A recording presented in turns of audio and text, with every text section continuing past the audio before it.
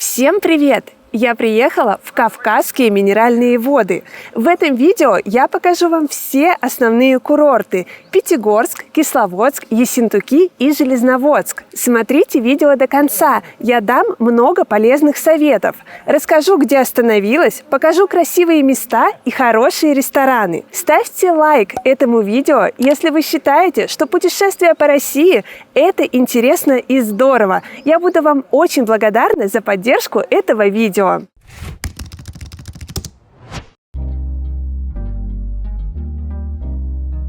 Кавказские минеральные воды – это популярное место для отдыха в России. Сюда едут не только с целью поправить здоровье, но и ради красивой природы, интересной культуры, вкусной кухни и особой курортной атмосферы. Я прилетела в аэропорт Минеральных вод, а на следующий день отправилась в Пятигорск. Перемещаться между курортами удобно на электричках, а мой отель как раз находится неподалеку от станции Лермонтовская в Пятигорске. Кто-то считает, что в Пятигорске преобладают санатории советского типа. Это уже давно не так. Для себя я выбрала мини-отель «Комильфо». Он находится в симпатичном районе неподалеку от места дуэли Лермонтова. Для туристов имеется бесплатная парковка. Сотрудники отеля очень внимательны. Тут легко почувствовать себя важным гостем. В отеле «Комильфо» всего 7 номеров. В своем номере я уже провела несколько дней. Давайте я вам его покажу. Отель «Комильфо» совсем новенький, и это сразу чувствуется. Номера здесь свеженькие, очень современные, светлые и приятные. Здесь много места для хранения вещей. Есть вешалки, шкаф, здесь отделение с вешалками, здесь с полками. Тут же находится бесплатный сейф. Это вход в ванную комнату. Здесь отличный косметический набор, есть махровые халаты, белоснежные новенькие полотенца. Ванная комната просторная, светлая, тут все очень свеженькое, в том числе сантехника. Этим приятно пользоваться. На всей территории отеля, в том числе и в номерах, работает бесплатный Wi-Fi. В номере есть кондиционер. В моем номере очень приятно находиться, здесь уютно, вся мебель современная, новенькая, приятная, чувствуется внимание к деталям. Вот посмотрите, как продумано хорошо освещение, и даже в моем номере есть томик Лермонтова. Когда ты находишься на Кавказе, именно в этих местах, то очень приятно читать Лермонтова перед сном. Здесь просторная кровать, и так как я здесь уже ночевала, могу сказать, что спать на ней очень удобно. Постельное белье новенькое, белоснежное. Также отмечу, что в номере хорошая шумоизоляция. Я ночевала здесь уже не раз и ни разу не слышала соседей, хотя все номера в отеле заняты. Напротив кровати висит телевизор, здесь еще вот такой столик, тут находится небольшой холодильник, есть чайник. Чай можно пить в номере, а на ресепшн неограниченно можно пить зерновой кофе. Очень вкусный, кстати. Номер современный не только внешне, но и в деталях. Вот, например, здесь есть умная колонка Алиса, которая умеет управлять кондиционером и знает много интересного и полезного. Алиса, кто такая Саша Коновалова? Саша Коновалова – популярный российский тревел-блогер. Она ведет канал о путешествиях на YouTube, где делится полезными советами и интересными фактами о разных странах и курортах.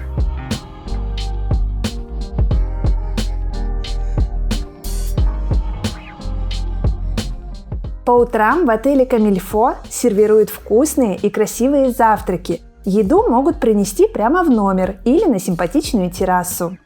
У отеля «Комильфо» есть собственная клиника. В ней принимают специалисты разных профилей. Я записалась на необычную процедуру – аромадиагностику. Еще тут есть современное оборудование для косметологии по лицу и телу и различные процедуры для красоты и здоровья. Кстати, цены на услуги заметно ниже столичных. Я также попробовала здесь спа-программы с посещением бассейна и сауны, массажем и обертыванием. Отдельно отмечу эстетичность пространства и внимательность сотрудников. Выбором отеля в Пятигорске я осталась довольна.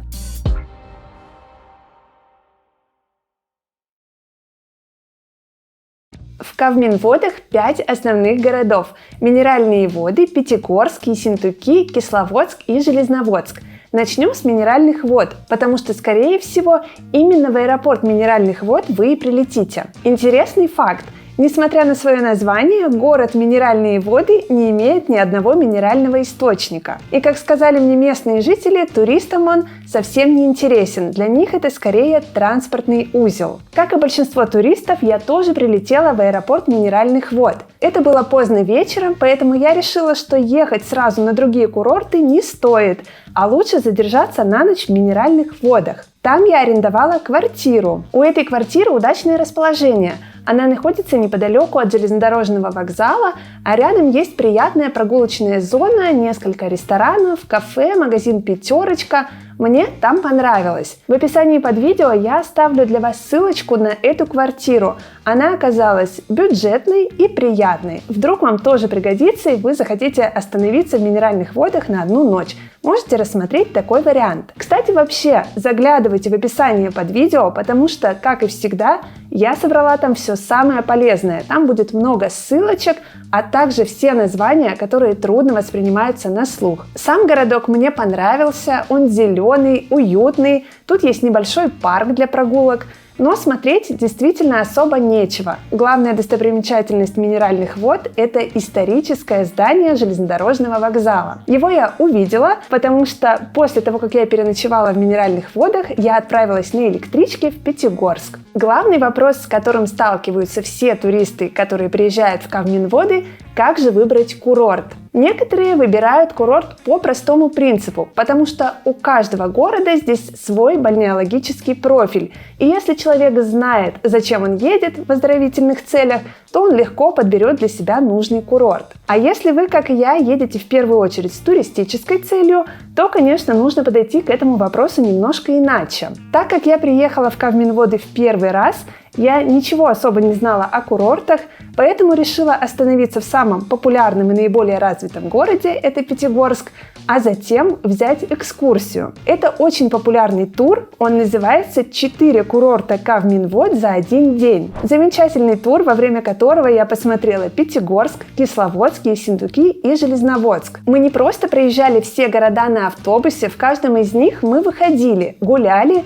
и гид нам рассказывал много интересного и полезного. Поэтому в процессе у меня сформировалось мнение о каждом из этих курортов, и я поняла, что я правильно выбрала для себя Пятигорск, и что кому-то, наоборот, более комфортно будет в Железноводске или в Кисловодске. Ссылочку на эту экскурсию я оставлю вам в описании под видео. На мой взгляд, это очень интересный тур. Ну а теперь давайте покажу вам каждый курорт. Кстати, большинство кадров, которые вы увидите, я сняла именно на этой экскурсии.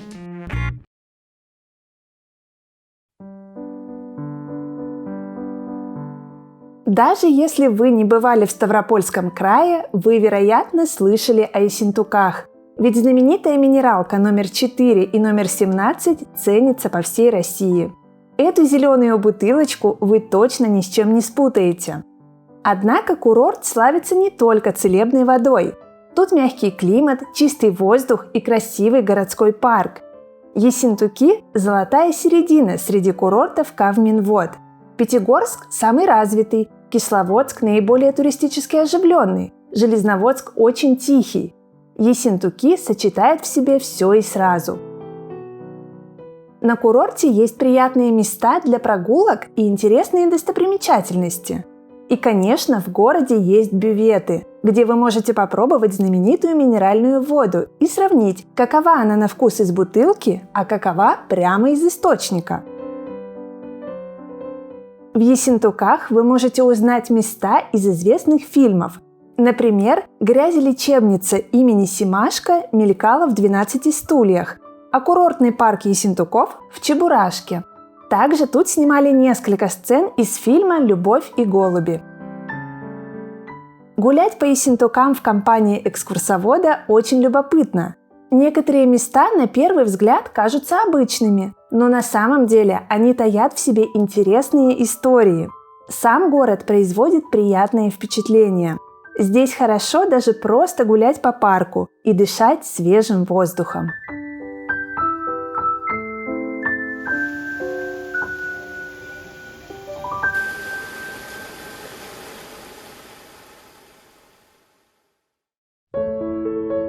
А это самый маленький курорт Кавказских минеральных вод – Железноводск. Это тихий, уютный и очень зеленый городок. Только представьте, здесь нет ни одного завода. Все они вынесены за черту города, чтобы Железноводск никогда не терял статуса самого экологически чистого курорта Кавминвод. Одна из главных достопримечательностей курорта – красивая Пушкинская галерея. Конечно, и в Железноводске есть собственные минеральные источники. Думаю, что о Славяновской и Смирновской воде вы тоже когда-нибудь слышали.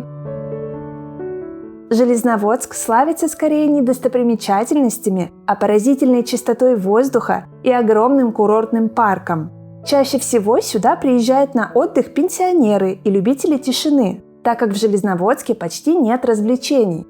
Зато есть шикарные места для приятных прогулок. Визитная карточка Железноводска – каскадная лестница. Она же является одним из символов Кавминвод. Лестница имеет длину 860 метров. Тут 574 ступеньки. На уступах лестницы вы увидите фонтаны и красивые скульптуры.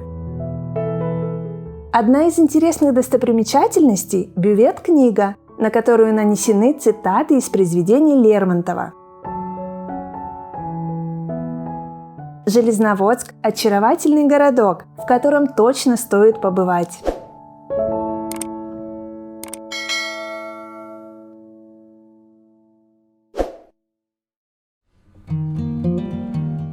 Знакомство с Кисловодском мы начали с крепости. Некогда в ней останавливался и принимал целебные ванны сам Александр Сергеевич Пушкин. Далее мы осмотрели другие достопримечательности Кисловодска и прошлись по курортному парку. В Кисловодске нужно обязательно посетить Нарзанную галерею. Во-первых, она впечатляет архитектурой. Во-вторых, здесь можно попробовать знаменитый кисловодский нарзан в разных видах. Минеральную воду общего назначения можно пить всем, она приятна на вкус. Кисловодск настолько мне понравился, что позже я приезжала сюда самостоятельно, чтобы просто погулять.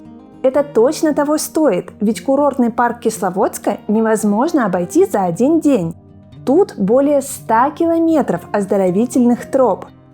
Например, на экскурсии мы не дошли до долины роз.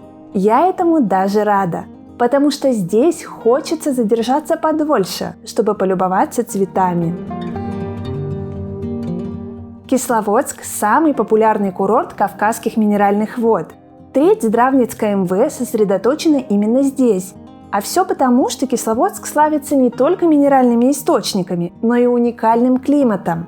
Здесь более 300 солнечных дней в году, чистейший горный воздух и невероятное количество зелени.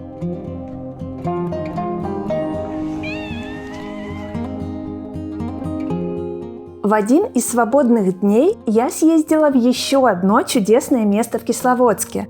Это Старое озеро. В 2024 году оно открылось после основательной реконструкции. Сюда специально завезли светлый песок. Заходы в воду хорошо оборудованы. За пользование шезлонгами не берут плату.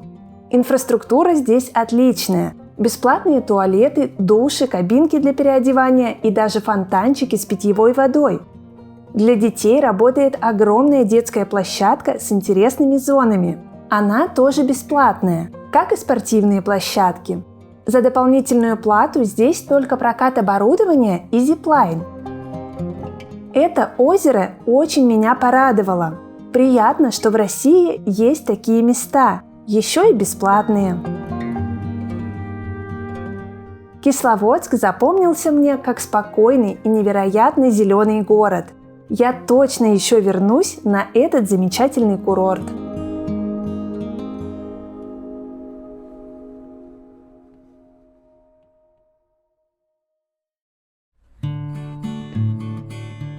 Самый развитый и богатый на достопримечательности курорт Кавказских минеральных вод – Пятигорск.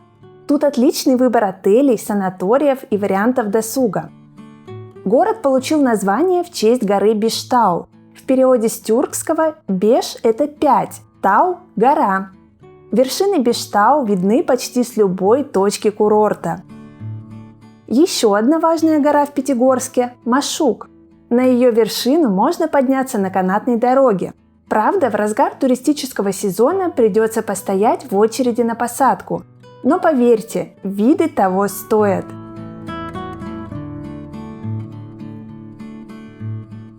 Именно тут понимаешь, насколько зеленый город Пятигорск. На Машуке работают кафе и есть несколько примечательных мест. Но самое главное – это роскошные смотровые площадки.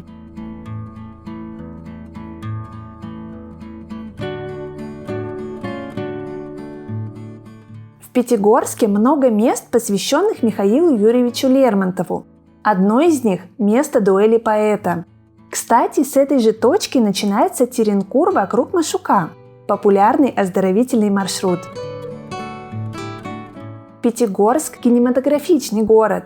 Если вы смотрели фильм «12 стульев», то вам точно будет интересно проверить, не провалился ли тот самый провал.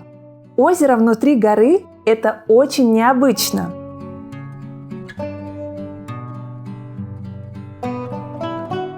Парк «Цветник» – одно из самых красивых мест в Пятигорске, а Лермонтовская галерея – один из символов Кавминвод. Именно в «Цветнике» можно почувствовать курортную атмосферу города. В начале 20 века, во времена расцвета курортной жизни Пятигорска, рядом с парком появилась кофейня Гукасова. Отдыхающие любили пить здесь кофе после прогулок. Здание до сих пор на месте. Сюда можете заглянуть и вы. Пятигорск тоже является бальнеологическим курортом, поэтому тут есть и популярные оздоровительные процедуры, и бюветы с питьевой водой. Я рада, что решила провести большую часть времени именно в Пятигорске. Этот курорт интересно изучать. Можно находить новые места каждый день. Если у вас будет время, загляните в парк имени Кирова. Тут вы найдете симпатичное озеро, в котором живут черепашки. Меня это очень удивило. Пятигорск вообще произвел на меня приятное впечатление.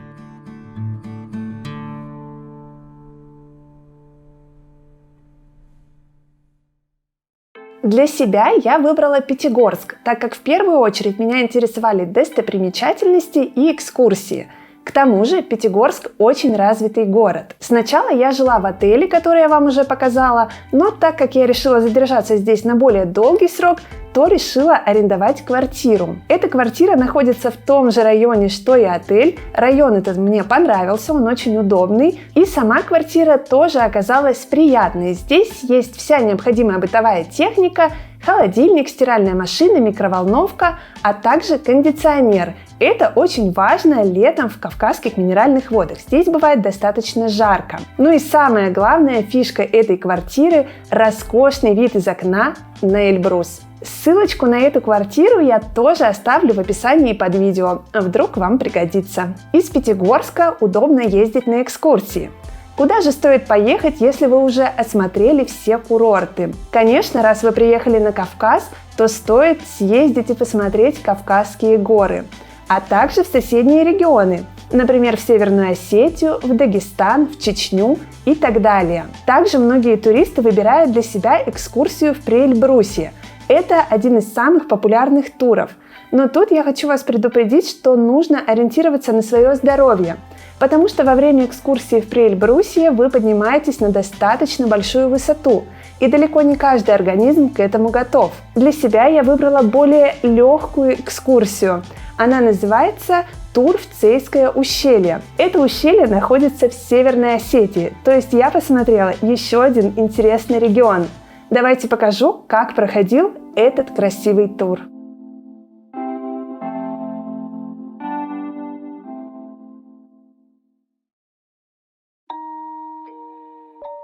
Дорога из Пятигорска к Цейскому заповеднику в Северной Осетии лежит через очень красивые места. Путь не близкий, но приятный. Особенно в компании хорошего гида, который постоянно рассказывает исторические факты и различные легенды об этих местах. Одной из главных достопримечательностей этой дороги является место, которое называют «воротами в Закавказье». Здесь вас встречает всадник Уастырджи или Святой Георгий, покровитель мужчин, путников и воинов. Тут же протекает бурная река Ардон. Ее название переводится как «бешеная река». И действительно, нрав у нее горячий, как у истинных горцев. Еще одно интересное место по пути в Цей – это Зарамакское водохранилище. Среди нерукотворной красоты, в окружении величественных гор, это искусственное озеро с бирюзовой водой смотрится гармонично. А вот и Цейское ущелье. Это место кажется сказочным. С одной стороны, оно напоминает Швейцарию, с другой стороны, похоже на горнолыжные курорты Норвегии. А иногда кажется, что эти горы и ущелья просто не могут быть реальными, настолько они хороши. Недаром слово «цей» в переводе означает «сокровище». Цейское ущелье – это действительно настоящее сокровище Северной Осетии. Поднявшись на канатной дороге, можно полюбоваться ледником с красивым названием «Сказка». На высоте почти 2500 метров вы еще много чего увидите. Гид обязательно об этом расскажет. Лучший способ снять усталость после долгой экскурсии – расслабиться в теплой воде в окружении гор. Именно за этим мы и приехали в Биракзанг. Природные воды в этих термах считаются целебными. Я отлично провела время в этом насыщенном туре. Полюбовалась природой, впервые искупалась в термах и наелась вкуснейших осетинских пирогов. В описании под видео я оставила ссылку, чтобы вы могли подробнее ознакомиться с его программой и забронировать экскурсию.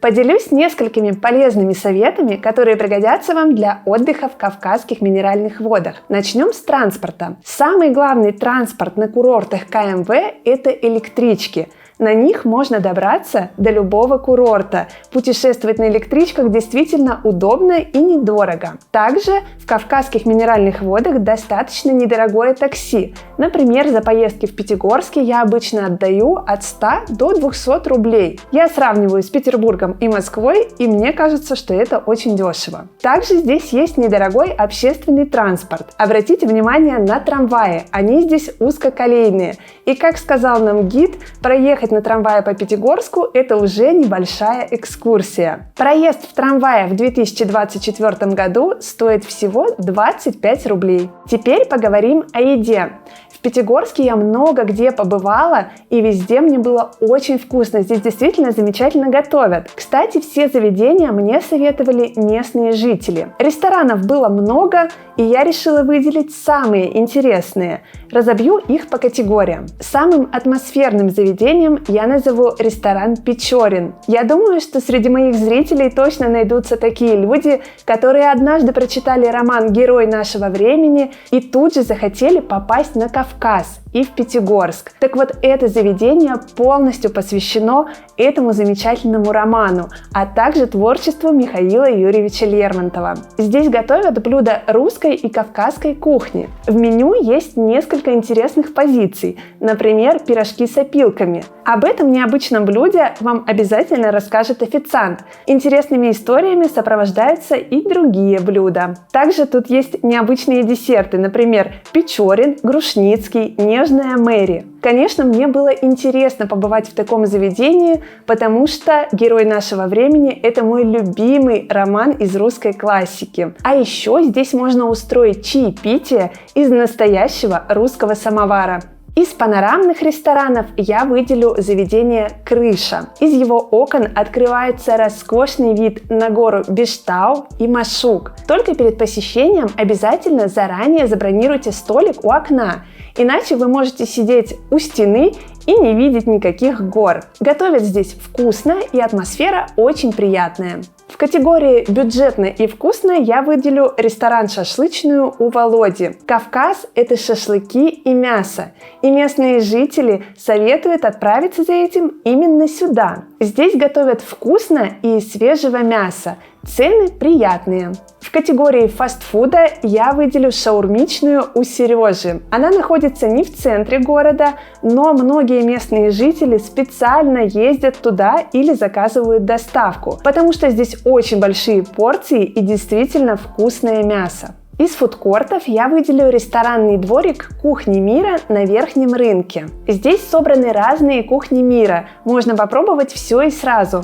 Из интересного я посоветую кавказскую, дагестанскую и адыгскую кухню. Рядом находится рынок, на котором можно закупиться сладостями, сувенирами и фруктами. Из колоритных заведений выделю ресторан «Моё». Он тоже посвящен творчеству Михаила Юрьевича Лермонтова, а также кавказской культуре. Здесь много блюд кавказской кухни, есть из чего выбрать. Цены здесь достаточно высокие, но готовят вкусно. В Пятигорске популярны пекарни. Среди них я выделю сетевое заведение «Мистер Слойкин». Здесь готовят замечательные пирожки из слоеного теста и вкусные десерты. Что попробовать в кавказских минеральных водах? Помимо русской кухни, здесь популярна дагестанская, грузинская, осетинская и другие кухни из соседних регионов. Конечно, Кавказ славится мясом. Здесь нужно попробовать шашлыки, люля-кебаб, мясо на углях, особенно баранину. Из рыбы все советуют брать форель, потому что это местная рыба. Также стоит попробовать блюда из теста. Это хачапури, кутабы, осетинские пироги и другую замечательную выпечку. Обязательно попробуйте кавказские сыры, например, сулугуни, свежий, копченый или даже жареный. Еще здесь очень вкусные козьи и овечьи сыры. На десерт возьмите пятигорское мороженое. Оно знаменито со времен Советского Союза. А с собой можно купить урбеч из перетертых орехов, кавказский мед и чурчхелу. Что еще привезти из Кавминвод, я написала в отдельной статье, и ссылочку на нее оставлю в описании под видео. Я долго снимала это видео и очень для вас постаралась. Ставьте лайк, чтобы поддержать мой труд. А я желаю вам отличного путешествия в Кавказские минеральные воды. Подписывайтесь на мой канал, впереди еще много интересных выпусков.